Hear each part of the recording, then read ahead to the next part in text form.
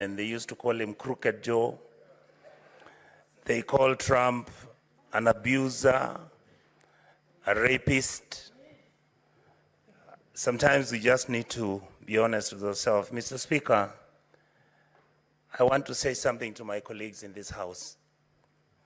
And I'm not pontificating, it's just my reality.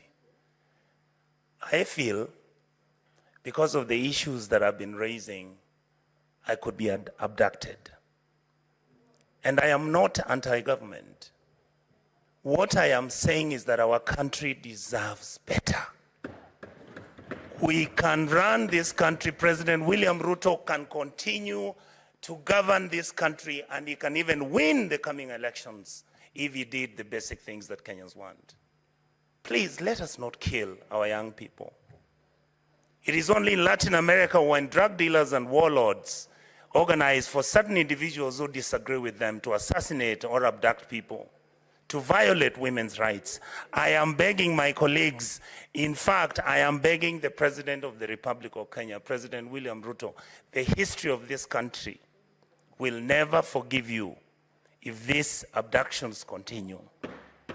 If individuals have extrajudicial killings where they are murdered because they have a different political opinion or where they are questioning government policy and decisions, let us not think this is the reason why the young men went to the streets. They felt that we were not doing our job. Our job is to tell them.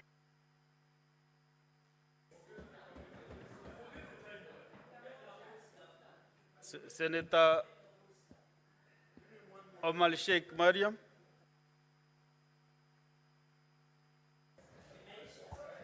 Thank you, Mr. Speaker, for giving me this opportunity.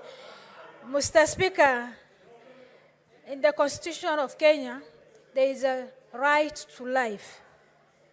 And life starts